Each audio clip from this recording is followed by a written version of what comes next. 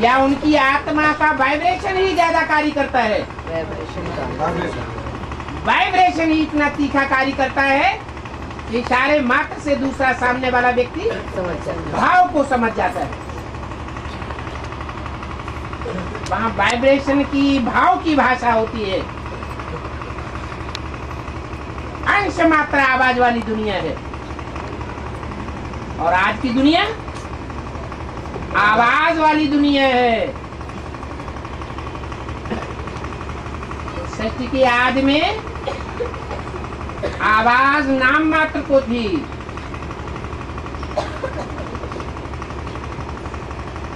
द्वापर के आदि में आवाज की दुनिया शुरू होती है। तो ढेर की ढेर भाषाओं की भी शुरुआत होती है। ये काम एकदम शुरू हो जाता है या धीरे धीरे शुरू होता होगा? धीरे धीरे होता है। पहले बोल बोल की भाषा नहीं थी।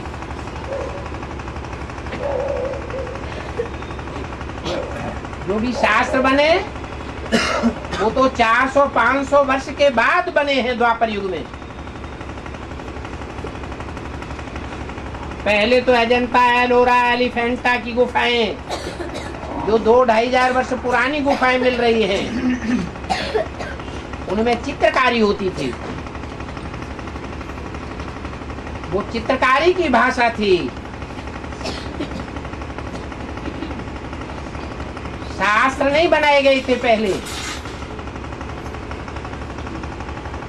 चित्रों के आधार पर बाद में शास्त्र बनाए गए हैं। तो भाषा का सुधरा हुआ रूप नहीं था। पहले पहले लिखे गए हैं वेद, वेदवाणी। उनमें वैदिक भाषा थी।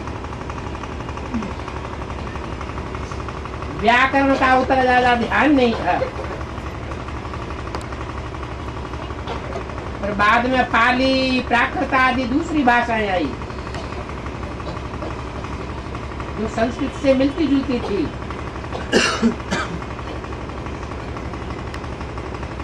जब ये शास्त्र बने हैं तभी पाणिनि आदि पंडितों ने आकर के उस भाषा को सुधारा है। सुधारवादी भाषा का ही नाम संस्कृत रख दिया गया है। और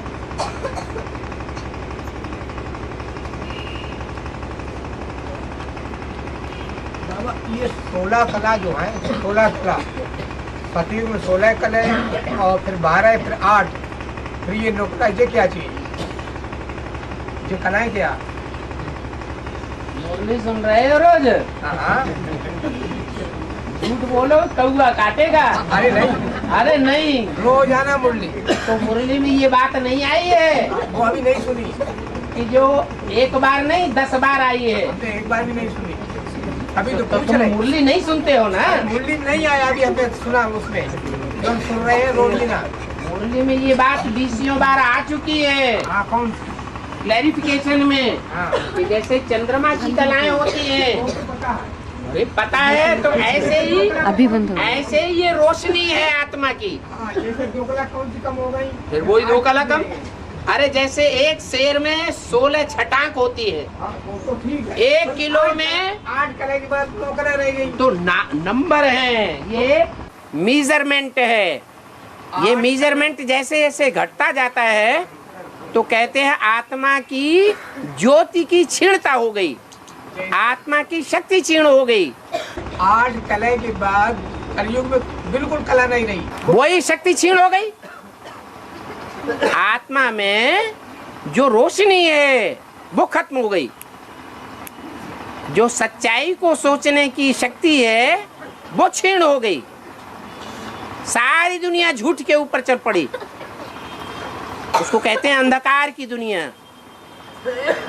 आत्मा की रोशनी बढ़ती है तो जैसे 16 कला तक बढ़ जाती है। चंद्रमा से उसका मिसाल दिया जाता है। 15 दिन रोशनी घटती है और 15 दिन रोशनी बढ़ती है। ये बढ़ी हुई रोशनी की दुनिया है जिसे सतयुग और त्रेता कहा जाता है। फिर घटती हुई रोशनी और ज्यादा है तीव्र गति से, द्वापर कलयुग कहा जाता है। सतयुग के आदि में है ज्ञान चंद्रमा ब्रह्मा संपूर्ण, और कलयुग के अंत में है कलाहीन। फिर बाप आकर के 1 सेकंड में 16 कला संपूर्ण बनाई देते हैं। ये ज्ञान की रोशनी से आत्मा भरपूर हो जाती है, याद की शक्ति से संपन्न हो जाती है। बाकी कोई अलग अलग कलाएं नहीं है जो ब्रह्मा कुमारियां सिखाती हैं। नृत्य कला, संगीत कला, चित्रकला, ऐसा कुछ नहीं है। और हाँ, चंद्रमा का घटना और बढ़ना महीना भर में होता है, क्या ये चंद्र ग्रहण नहीं कहलाएगा? घटना बढ़ना जो होता है वो अकस्मात नहीं होता है, धीरे धीरे होता है।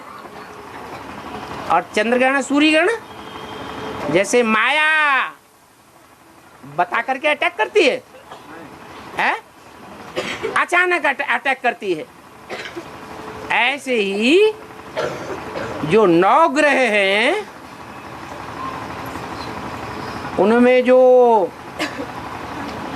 चैतन्य ग्रह कहे जाते हैं, धरती के चैतन्य सितारे हैं, उनका अचानक अटैक होता है। जैसे कहते हैं राहु की दशा, अभी ब्राह्मणों के ऊपर ऐसे संग का रंग लगाने वाले राहु की दशा बैठती है, तो ज्ञान में अच्छे खासे चलते चलते रफू चक्कर हो जाते हैं।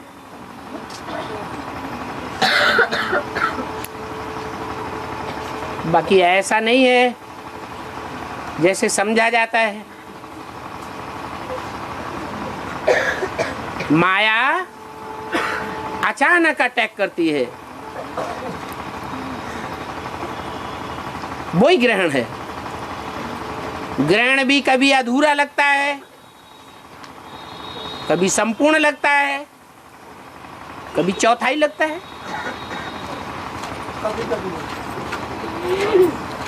पूर्व जन्मों के हिसाब के आधार पर 63 जन्मों में हमने जैसे जैसे कर्म किए हैं, उन कर्मों के आधार पर हमारे ऊपर आक्रमण होता है। आक्रमण तभी होगा जब हमने कोई के ऊपर आक्रमण किया होगा। ये हमारे कर्मों का हिसाब किताब है जो टाइम टू टाइम हमारी अवस्था को नीचे ऊपर करता है। और दक्ष प्रजापिता यज्ञ से क्या तात्पर्य है? दक्ष प्रजापिता यज्ञ से क्या तात्पर्य है?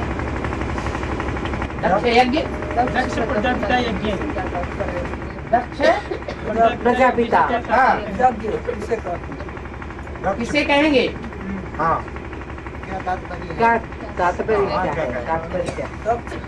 दक्ष माने ट्रेंड।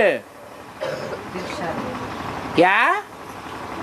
जैसे परिवार होता है या कोई संस्था होती है या कोई भी मैनेजमेंट होता है, तो मैनेजमेंट को चलाने वाला मैनेजर कहा जाता है। जैसे होटल मैनेजमेंट होता है तो उनको ट्रेनिंग दी जाती है या नहीं है? दी जाती है।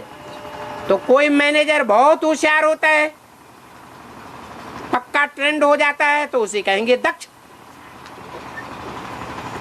दक्ष शब्द से ही बनता है दीक्षित। तो ये ट्रेनिंग की बात है। दुनिया में जैसे ट्रेनिंग होती है, ऐसे ही मनुष्य सृष्टि को चलाने की ट्रेनिंग है। कोई मनुष्य सृष्टि में 200 करोड़ मनुष्य मात्र को चलाने का मुखिया कहा जाता है। जैसे क्राइस्ट, वो अपने हुजूम का प्रजापिता है, अपने हुजूम को चलाने में दक्ष है।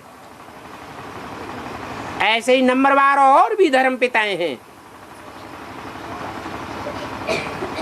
जो मानवीय सृष्टि के कोई न कोई छोटे बड़े ग्रुप को संचालन करने में दक्ष हैं,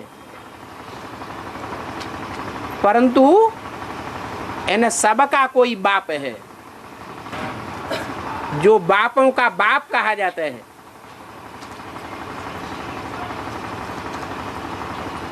धर्म पिताओं का भी पिता है। हर धर्म में जिसकी मान्यता है वो 100% दक्ष है, ट्रेंड है। दुनिया की पूरी जनरेशन को संचालन करने में और सहज पूर्वक संचालन करने में और खुशी खुशी संचालित करने में ट्रेंड साबित हो जाता है। उसको कहते हैं विश्व पिता। नहीं तो दुनिया में बड़े बड़े हुए जिन्होंने ये लक़ब लेना चाहा कि हम सारी दुनिया को कंट्रोल करेंगे। अलेक्जेंडर, मुसोलिनी, हिटलर, नेपोलियन,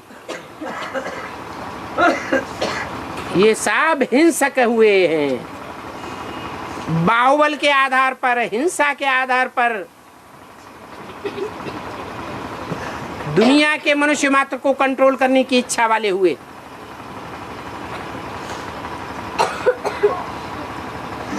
ये कोई दक्षता नहीं है, वो असफल हो गए। एक ही दक्ष प्रजापिता का गायन है जो सारे ही मनुष्य मात्र का मुखिया गिना जाता है।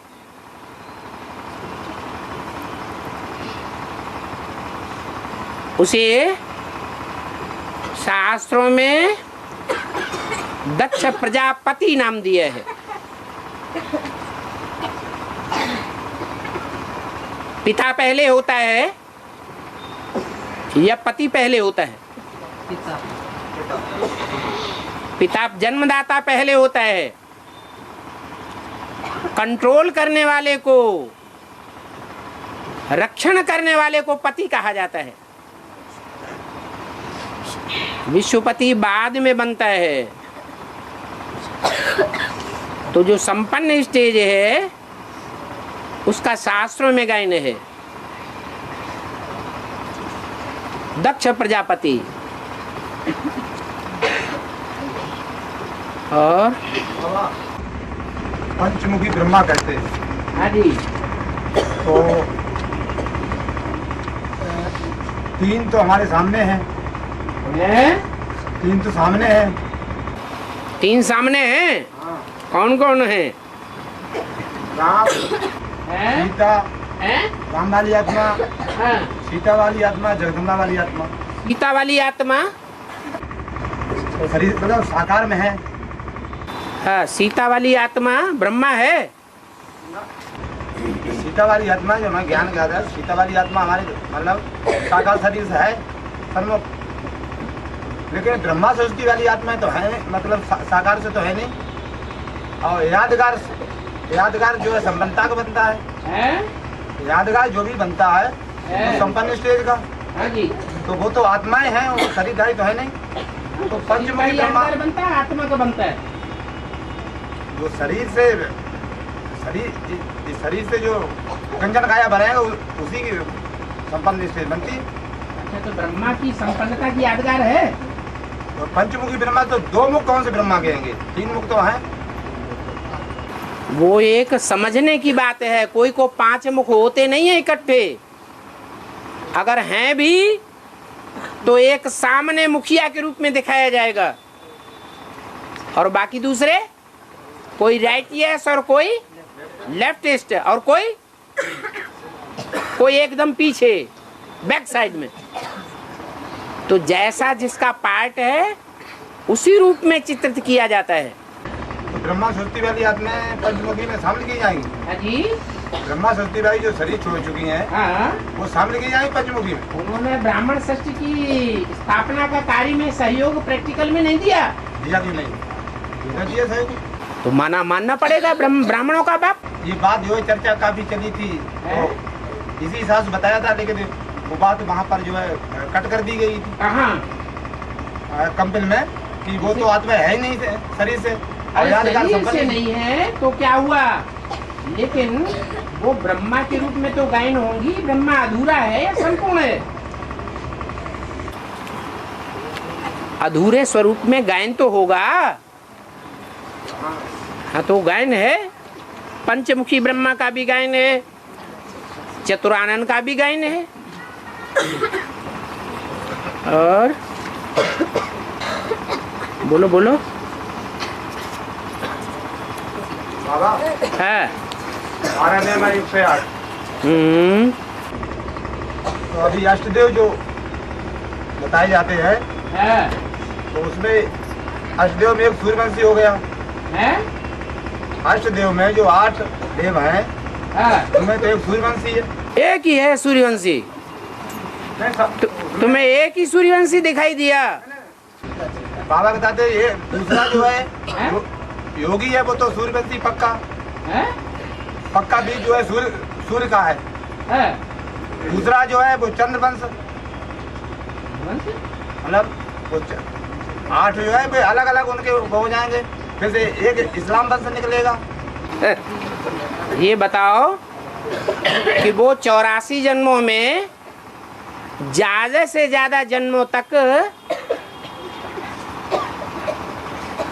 इस्लामी बौद्धि का पार्ट बजाते हैं या सूर्यवंश का ही पार्ट बजाते हैं? 8। तो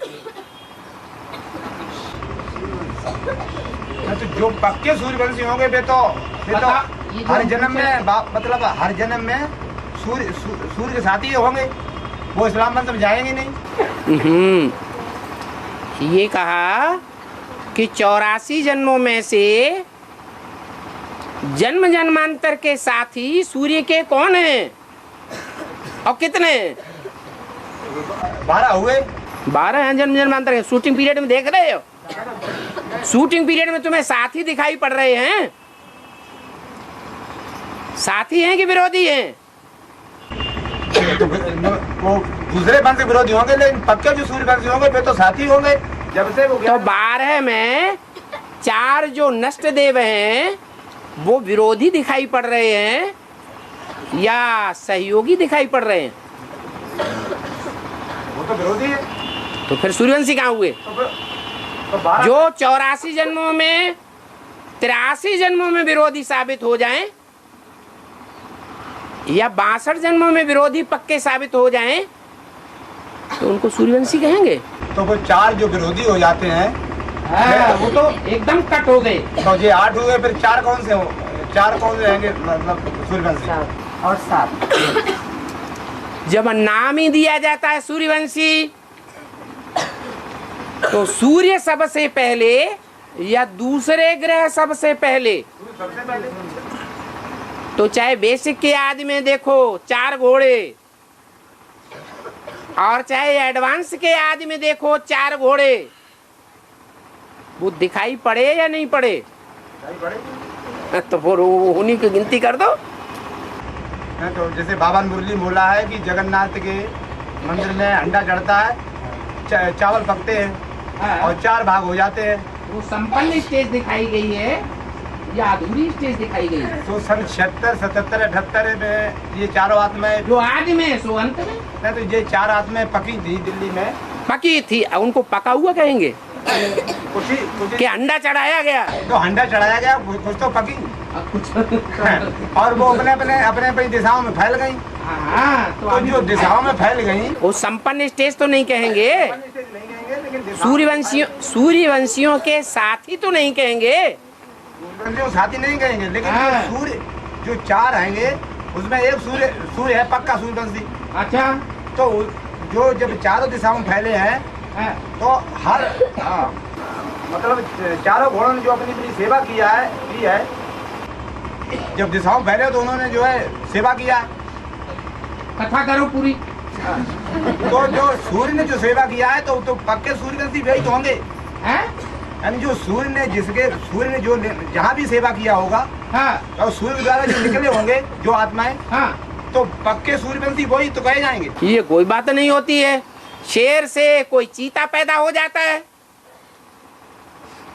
शेर से कोई बगर्रा पैदा हो जाता है, तो भगर्रा पैदा हो, लेकिन शेर तो नहीं पैदा। घोड़े से कोई गधा पैदा, गधे से कोई खच्चर पैदा हो जाता है। तो कैसे हो जाएगा? जैसी धरणी वैसी पैदाइश हो जाती है। धरणी सबकी एक जैसी होती है क्या? सूर्य का जो बीज पड़ा है, सूर्य का बीज तो सारी दुनिया में पड़ता है।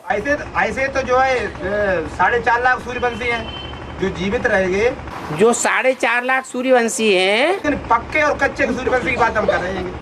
अब 4.5 लाख में बाद में जाओ, पहले 8 में तो देख लो। 8 ही में तो बता रहे हैं। तो 8 में 8 ऐसे हैं जो आदि से लेकर के अंतिम 83वें जन्म तक भी और अंतिम 84वें जन्म में भी यज्ञ के आदि में सूर्यवंशी ही बन करके रहे। सिर्फ संगम युग में आकर के ये ज्ञान का थोड़ा सा अंतर देखने में आता है। वो अंतर ही माया खींच ले जाती है अंतिम जन्म में। और माया के लिए कहा जाता है माया किसी को छोड़ती नहीं। क्या ज्ञान सूर्य को माया छोड़ देती है? छोड़ देती है? उसको भी नहीं छोड़ती। तो 8 जो है वो आदि से लेकर के अंत तक सूर्य के साथी ही कहेंगे, सूर्यवंशी ही कहेंगे। थोड़ा सा जो अंतर आता है वो ही सृष्टि में गड़बड़ी पैदा करता है। कोई अव्वल नंबर है, कोई 8वें नंबर पर है। बाकी ऐसे नहीं कहेंगे कि 8 में एक ही सूर्यवंशी है, 7 सूर्यवंशी नहीं है। तो सूर्यवंशी है तो सूर्यवंशी, लेकिन वो तो उनके वो चंद्रवंश का बीज हो जाता है, फिर इस्लाम वंश का बीज हो जाता है। अरे वो तो तब हो जाते हैं जब 84वें जन्म की शूटिंग में जाते हैं, या पहले ही हो जाते हैं? पहले क्या हो जाए? हाँ, तो फिर उनकी संपन्नता को देखना है या उनके अधूरेपन को देखना है? संपन्नता को देखेंगे तो संपन्न बनेंगे, उनके भी अधूरेपन को देखेंगे तो नास्तिक धर्म में गिरेंगे।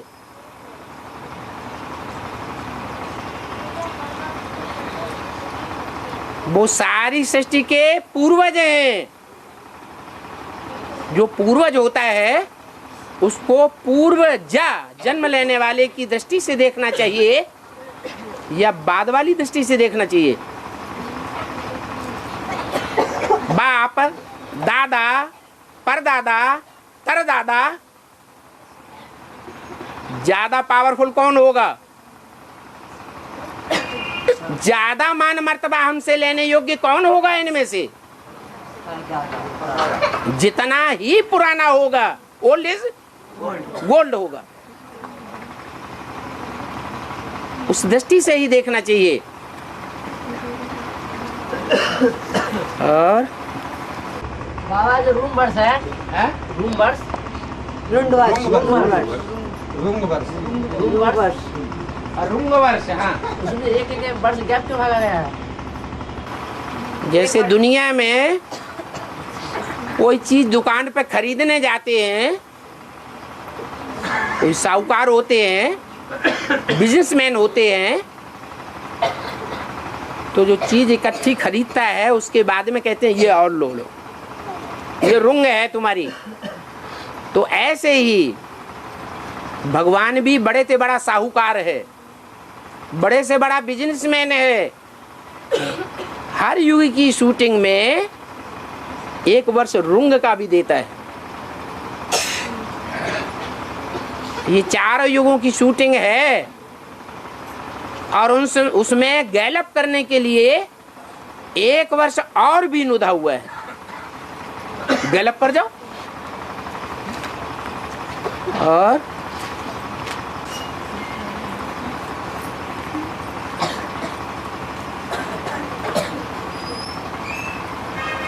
वो प्रश्न बार बार आ जाता है बच्चों के द्वारा, बाबा शंकर के गले में सांप क्यों दिखाते हैं? कहते ना गले पड़ गया। क्या क्या कहते हैं? गले पड़ गया।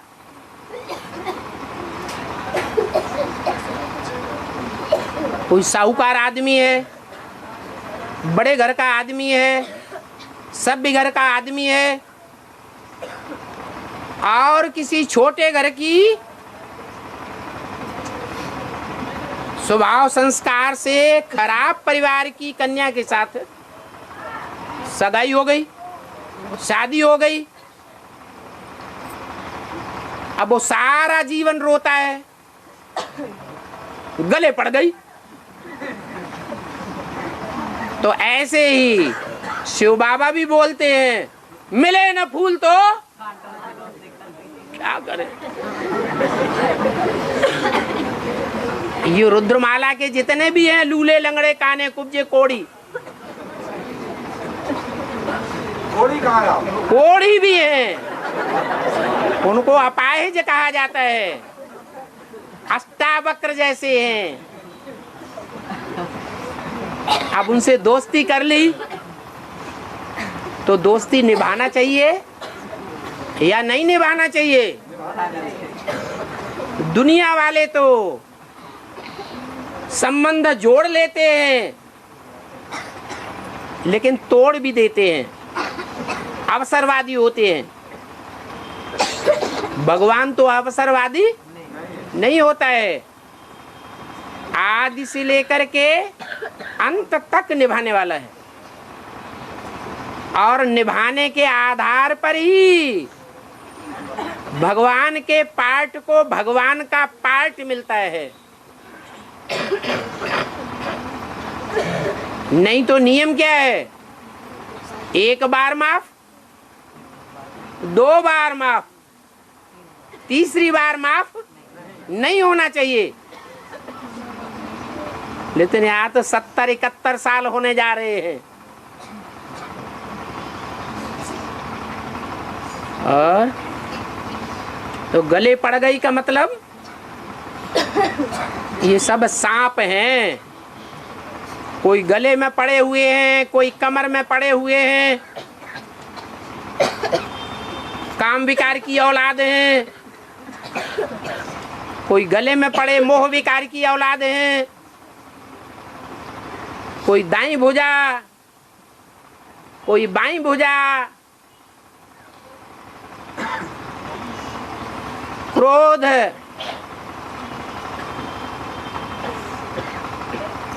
लोभ की औलाद हैं, कोई सर पर भी पर चढ़े हुए,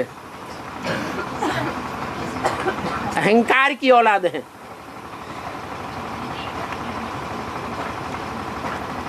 उनको किसी को झटकारते नहीं है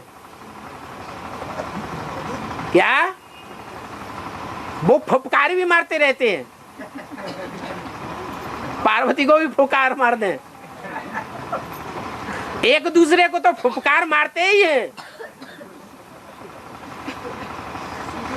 तो भी उनको त्यागते नहीं हैं।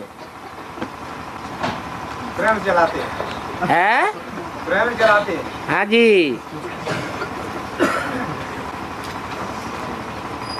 तो जिसने भी प्रश्न किया हो वो सोचे मैं गले पड़ी हुई हूँ या नहीं हूँ, कि छोड़ के भाग जाने वाली हूँ हमेशा के लिए। और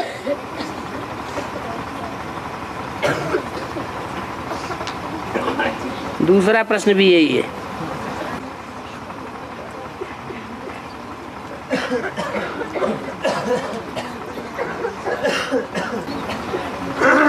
उन्होंने पूछा है ज्ञान को जो वैल्यू देंगे वो जन्म जन्मांतर सुखी रहेंगे क्या? नहीं तो वैल्यू देना माना क्या? ज्ञान को वैल्यू देना माना श्रीमत की कदर करना। बाबा ने जो भी महावाक्य बोले वो सारे ही ज्ञान रतन हैं। उन ज्ञान रत्नों को जीवन में धारण करना माने वैल्यू देना। जितना हम धारण करेंगे उतना ही औरों को धारण करा सकेंगे। धारण करने वाले यहाँ ज्ञान रत्नों को धारण करते हैं और वहां जन्म जन्मांतर स्थूल धन के अधिपति बनेंगे। अर्थात ये ज्ञान रतन ही स्थूल रतन बन जाएंगे। ये जन्म जन्मांतर की बात है, एक जन्म की बात नहीं है। ये बाप का बड़े से बड़ा वर्षा है। बाप है निराकार तो उसका वर्षा भी कैसा है? अरे बाप इस सृष्टि पर आता है तो क्या धन संपत्ति मैलमाड़ियां लाता है? ज्ञान रतन ही देता है। निराकार बाप की ये निराकारी धन संपत्ति है। इसको अपने जीवन में जो जितनी वैल्यू देगा उतना बड़े से बड़ा साहूकार बनेगा और जन्म जन्मांतर बनेगा। एक दो जन्म की बात नहीं है। अथवा तो जैसे यहाँ जब जब जैसी जैसी शूटिंग करेगा वैसी प्राप्ति करेगा।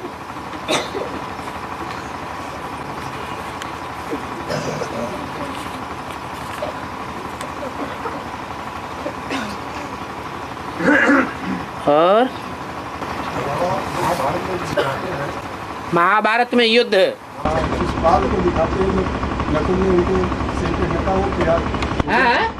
नकुल शिशुपाल का पूजन किया तो शिशुपाल वहाँ उनको ग्लानि करता है। इसका भेद नकुल ने किसको पूजन किया? है? कृष्ण का पूजन किया। हाँ, शिशुपाल लौटता और ग्लानि करता वहाँ। कौन? शिशुपाल लौटता और ग्लानि करता। हाँ, इसका भेद क्या है? कृष्ण का पूजन किसने किया? हाँ, तो शिशुपाल ग्लानि करता है।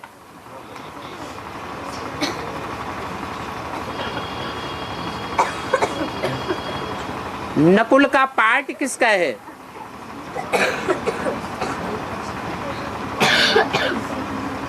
नकुल पार्टधारी कौन है? उनके कोई गुण धर्म है या नहीं है? है? हाँ, नकुल वो संन्यास धर्म की भारतीय आत्माएं हैं। जब जागेंगे माने भगवान को पहचानेंगे तो भगवान की पूजा करेंगे, मान्यता देंगे या ठुकराएंगे? मान्यता देंगे। मुरली में बोला है ये बड़े बड़े सन्यासी जब निकलेंगे तो तुम बच्चों की विजय हो जाएगी।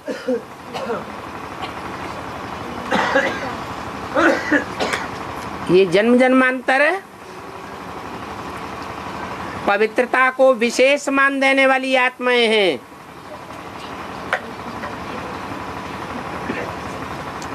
वो एवर प्योर बाप के पार्ट को जब पहचानती है तो जो जन्म जन्मांतर के एवर इम्प्योर हैं उनको अच्छा नहीं लगता है।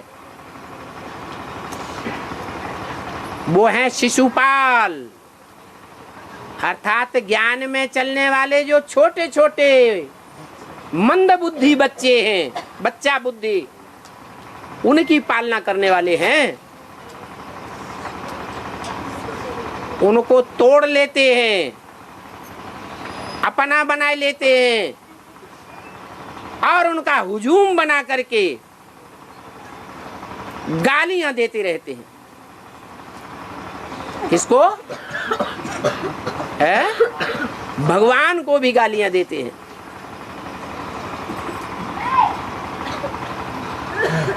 अभी दे रहे हैं प्रैक्टिकल में।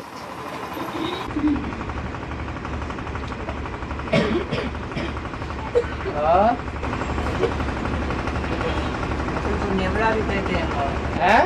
नकुल को नेवला भी कहते हैं। हाँ, नेवला भी तो यही काम करता है कि जब सांप को पकड़ लेता है, विष उगलने वाले सांप हैं, लेफ्टिस्ट या राइटियस है? लेफ्टिस्ट, इस्लामी, क्रिश्चियन, मुसलमान, नास्तिक, इनको खंड खंड कर देगा। इनके धर्म का खंडन कर देंगे, टुकड़े टुकड़े कर देंगे। इनके धर्मों का नाम निशान गुम कर देंगे। इसलिए न्योले का पार्ट है।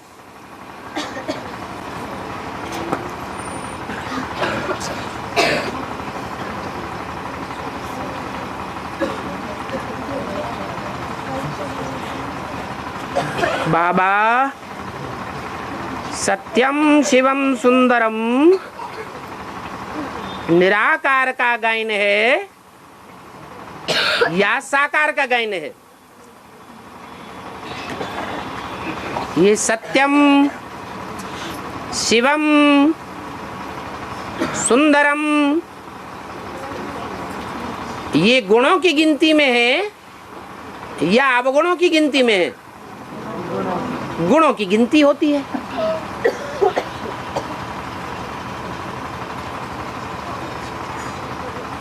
तथाकथित ब्रह्मा कुमारों ने 32 गुणों वाला भगवान का चित्र बनाया है।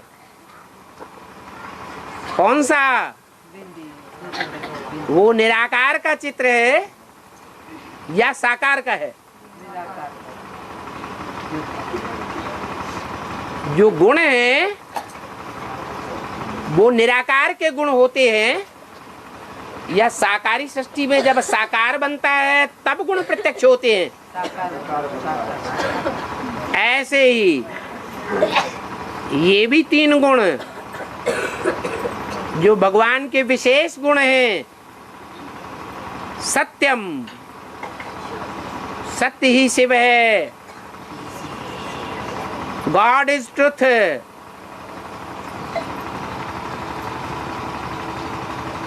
और आत्माएं ऐसा सच्चा पार्ट नहीं बजाती हैं साकार शरीर के द्वारा, सब झूठे साबित हो जाते हैं। दुनिया में एक ही सदगुरु साबित होता है और बाकी गुरु झूठे साबित हो जाते हैं। ये सभी साबुती करने में सिख धर्म बड़ा सहयोगी बनता है। इसलिए एक ही सिख धर्म में ये गायन चलता है, क्या? एक सदगुरु निराकार और बाकी गुरु, एक सदगुरु निराकार सच्चा और बाकी सब गुरु हो गए झूठे। शिवम कल्याणकारी। कैसा कल्याणकारी? जो बोलेगा और जिसके लिए भी बोलेगा और जिस समय में भी बोलेगा, वो बात अंत में जाकर के कल्याणकारी ही साबित होगी। वो कल्याणकारी साबित नहीं हो सकता।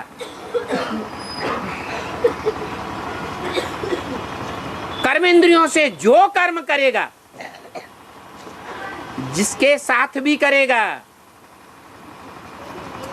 जिस टाइम पर भी करेगा,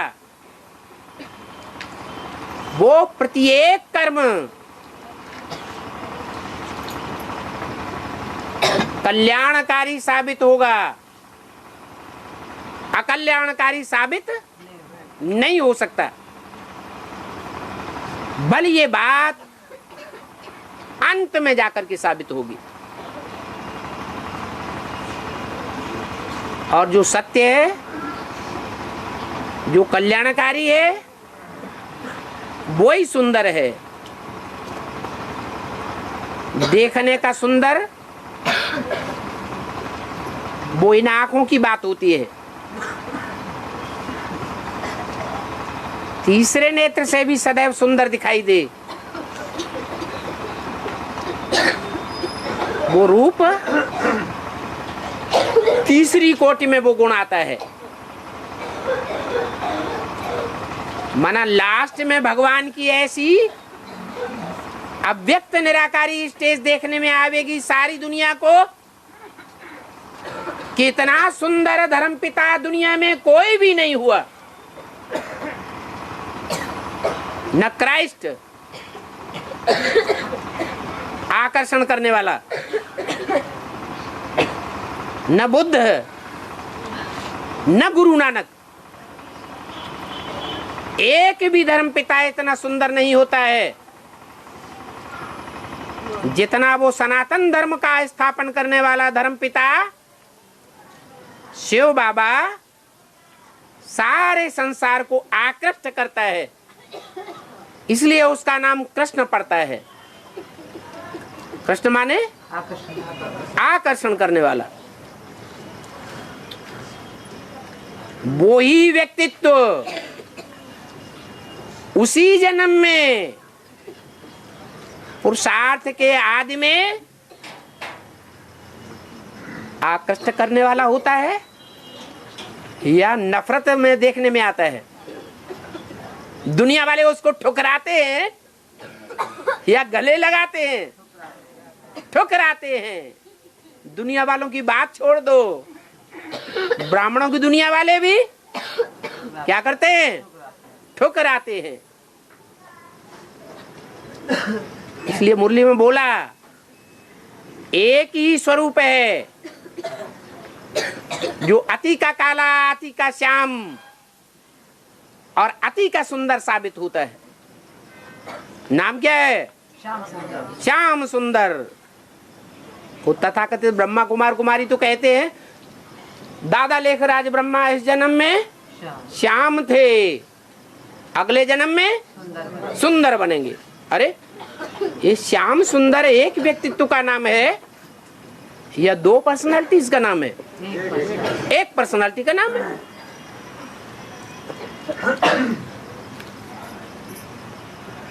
और हाँ, रामायण में लक्ष्मण को जब शक्ति लगती है तो राम रोते हुए दिखाए जाते हैं। राम रोते हुए दिखाए जाते हैं। रोते हुए दिखाए गए हैं? हैं?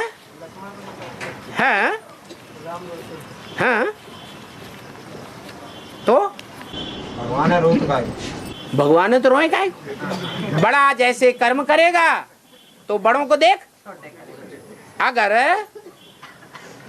कोई पे आपत्ति आ गई, कोई मरणासन्न होने जा रहा है,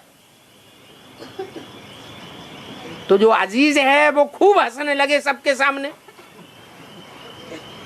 घी पूड़ी बांटने लगे, लोगों को खुशी दर्शित करने लगे, तो दुनिया भी क्या करेगी? है वो ही करेगी। इसका मतलब ये हुआ कि हमको ऐसा कोई कर्म नहीं करना है जिससे दुनिया को दुख हो जाए। दूसरों के सुख में सुखी होना चाहिए और दूसरों के दुख में दुखी भी होना चाहिए, भले दिखावे के लिए। इतना ज्ञानी बन करके दिखाने की जरूरत नहीं है।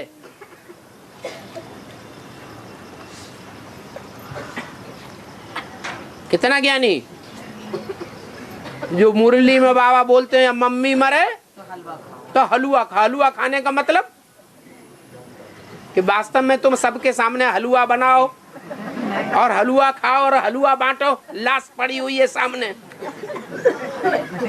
ये हलवा बताया क्या? बेहद का बाप बेहद के बच्चों के सामने बेहद की बातें करते हैं। आत्मिक स्थिति की ऐसी शक्तिशाली स्टेज हो जैसे हलवा में शक्ति होती है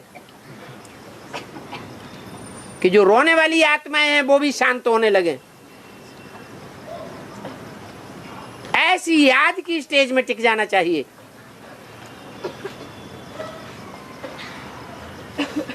नहीं तो रोने वालों के माहौल में जो सदा हंसने वाला होता है उसको भी आंसू आने लगते हैं। और संगम युग मौजों का युग है या रोने का युग है, रुलाने का युग है? और हम हलवा खाएंगे तो दूसरों को दुख होगा है। और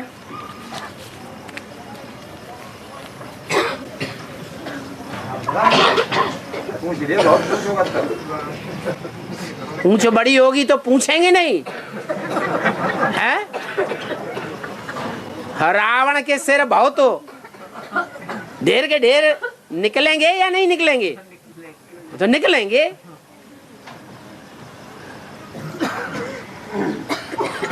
श्रीमत के बरखिलाफ कर्म होंगे तो प्रश्न चित्त बनेंगे या प्रसन्न चित्त बनेंगे? प्रश्न चित्त बनेंगे। नहीं तो मुरली से, रोज की मुरली से हर समस्या का समाधान हो जाता है। जो अनुभव करने वाले हैं वो अनुभव करते हैं। बाप से तो पूछने की भी दरकार नहीं। बाप मांगने से आकर के देते हैं या खुद ही देते हैं? खुद ही देते हैं। और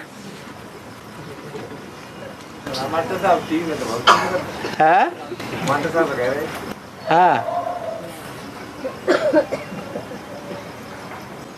अब सब दिखावा करेंगे। चुप।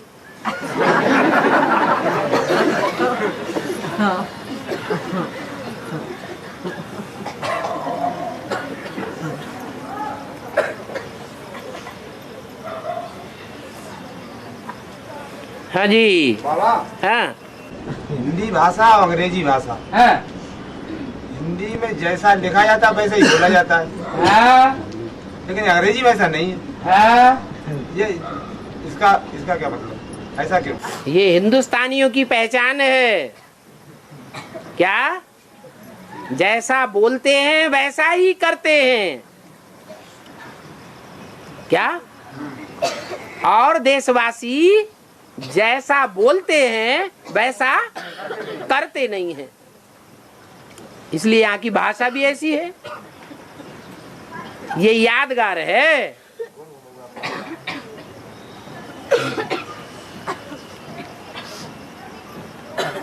प्रश्न आया है, रावण यमराज को भी पराजित कर देता है।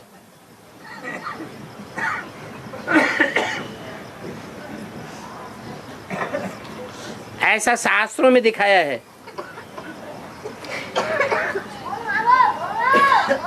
क्या?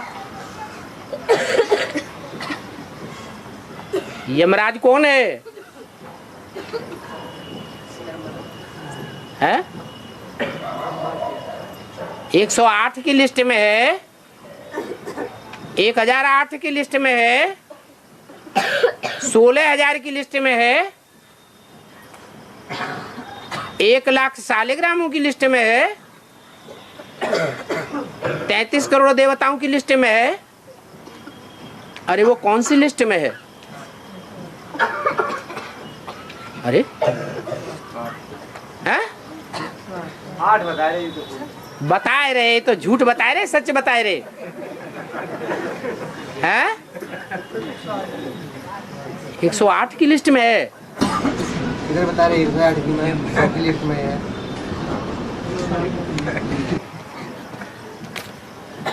इतना ज्ञान लेने के बाद हर एक को अपने पूर्वजों का तो ज्ञान हो जाना चाहिए, जल्दी जल्दी हो जाना चाहिए।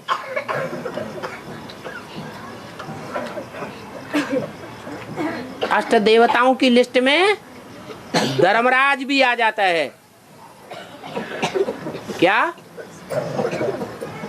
कौन? धर्मराज। ब्राह्मणों की दुनिया में धर्मराज कौन है? जिंदा है? मूर्ति बनेगी?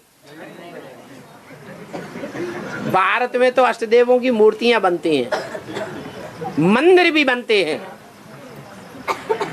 और दक्षिण भारत में उनकी पूजा भी होती है, पूजन भी होता है। पूजन का आधार क्या है? प्योरिटी ऐसी धारण की है।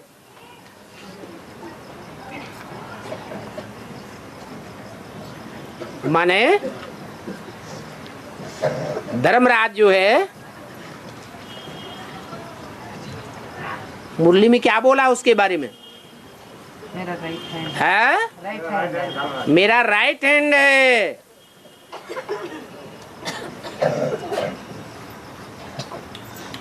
क्या?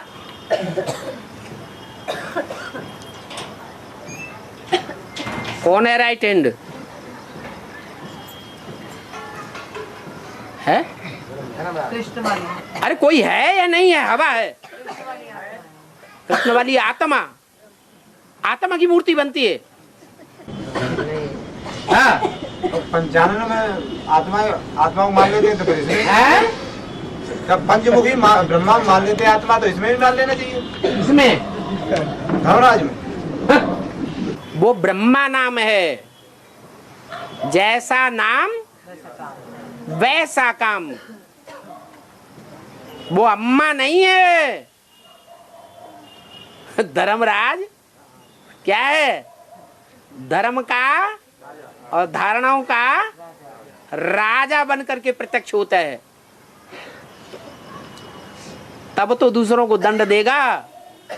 खुद ही कायदे कानून नहीं जानता होगा, खुद ही नहीं चलता होगा, तो दूसरों को दबाव दे सकता है कि तुम भी चलो? नहीं। और धर्मराज से सब भागते हैं या गले लिपटते हैं? हाँ? यहाँ शूटिंग भी हो रही होगी क्या? जो भी दुष्कर्मी ब्राह्मण हैं या ब्राह्मणियां हैं,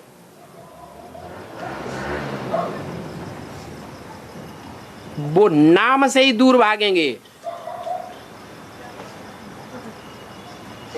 बुराइयां करेंगे।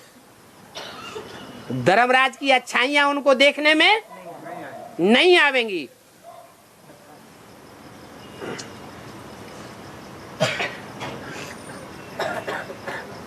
बाप कहते हैं मेरे तो गले लटक जाते हैं। क्या? दूसरे धर्मों के भी हो, दूसरे धर्मों में कन्वर्ट होने वाले भी हो, दूसरे धर्मों की राजाई स्थापन करने वाले भी हो, तो भी वो मेरे गले लिपट जाते हैं और धर्मराज से भागते।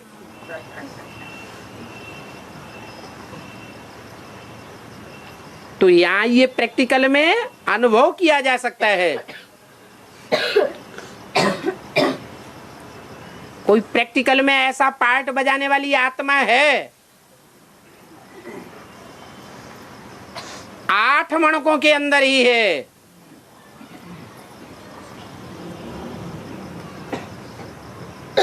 कि जिनके ऊपर सब फिदा हो जाते हैं। देखने में आता है, जो आता है सो फिदा होने लगता है। क्या? खास करके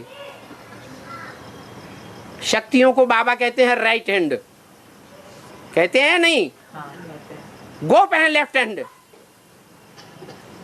वो खास करके शक्तियां तो मोस्टली फिदा होने लग पड़ती हैं जिनके ऊपर। वो भी धर्मराज से घृणा करते हैं।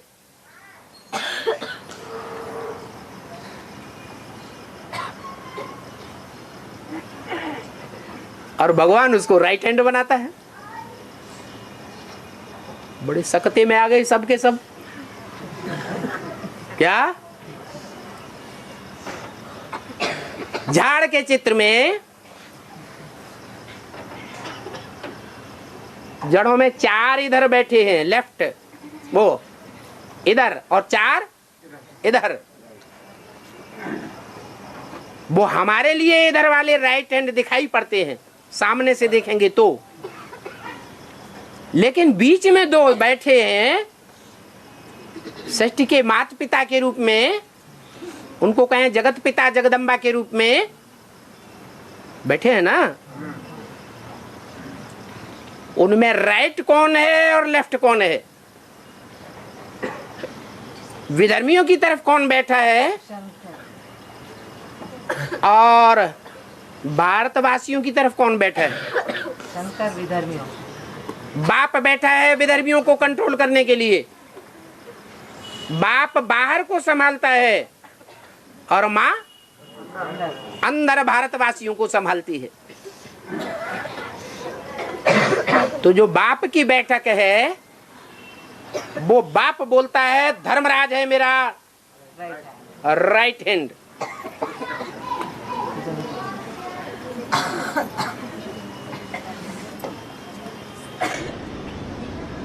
अरे बाबा उन्होंने तो माँ बाप को तो गायब भी कर दिया। उसमें तो नए चित्रों में तो 3 बैठे हुए दिखाते साइड में इधर उधर में। नए जो चित्र बनाए आप प्रसंगांतर क्यों कर रहे हैं? जिनकी बात चल रही है वो कहो ना। प्रसंगांतर करेंगे तो लंबा लंबा चौड़ा चौड़ा होता जाएगा। बात हो रही है धर्मराज की। उन 8 में से जो 8 बीज रूप आत्माएं हैं, उन 8 में से एक कौन सी है? क्योंकि भगवान बाप को तो सब पसंद करते हैं। करते हैं या नहीं करते हैं? और भगवान बाप का जो दूसरा मण का सहयोगी है उसको भगवान बाप पसंद करता है।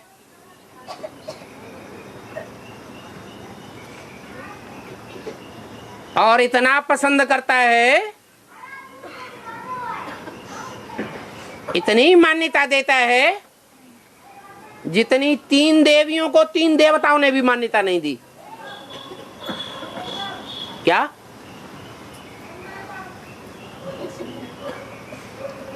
तो जिसको भगवान पसंद करता है उसको सारी दुनिया आखिरीन पसंद करेगी या नहीं करेगी?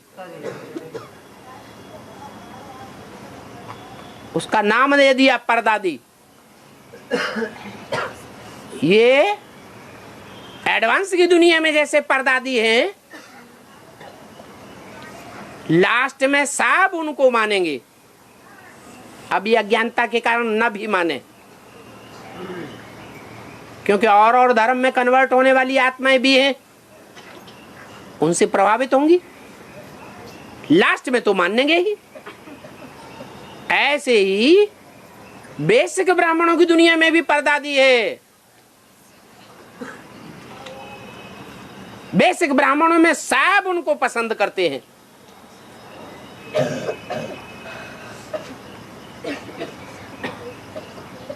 कौन है? हैं? जोर से बोलो। निर्मल शांता दादी।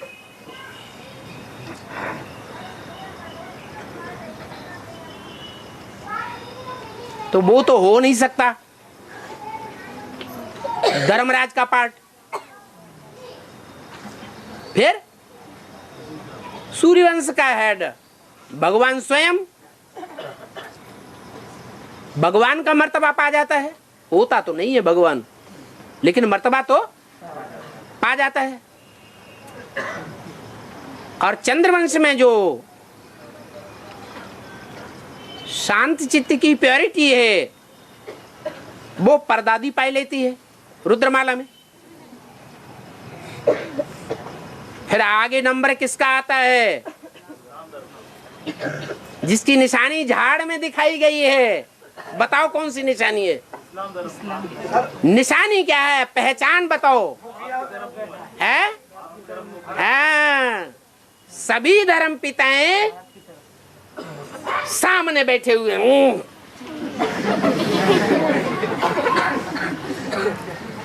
अपने ही अहंकार में बैठे हुए हैं। और एक ही धर्म पिता है जो भारत की ओर मुंह करके बैठा हुआ है। अंदर से भी सन्मुख। और आखिरी जब पाठ प्रत्यक्ष होगा तो सारी दुनिया को पता चलेगा कि अंदर बाहर दोनों से सन्मुख होकर के रहता है। ऐसे सन्मुख रहने वाली आत्मा को ही बाप राइट हैंड बनाता है धर्मराज।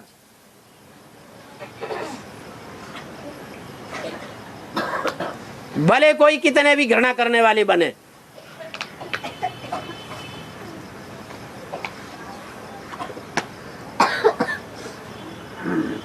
तो प्रैक्टिकल हैंड है धर्मराज कृष्ण वाली आत्मा का अष्टदेवों में। वो बीज रूप आत्मा है। मिलिट्री कौन से धर्म की बहुत खूंखार और कायदे कानून पर सख्त चलने वाली होती है? इस्लाम। उनकी कुरान में जो नीति नियम कानून है वो मिलिट्री शासन के नीति नियम कानून है। कड़क होकर के धर्म के सिद्धांतों पर चलना पड़ता है। करो या मरो।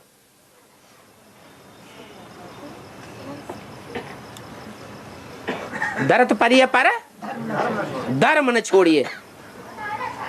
इसलिए बाबा ने भी बोला पहले कौन मरेंगे? ये इस्लामी मरेंगे। इनमें ये शिफ्ट है,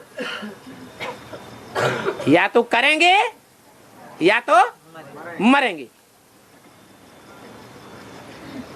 तो मरने में भी ये अव्वल नंबर हैं और करने में भी मिलिट्री है।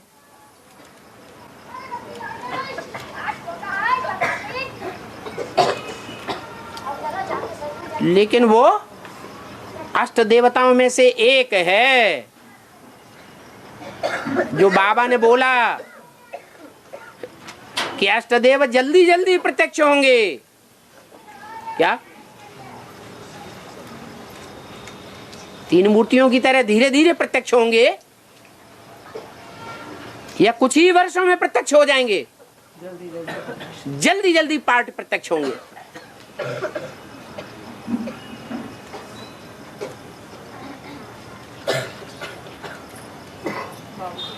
सवाल किसका था? अरे सवाल किसने किया था? है?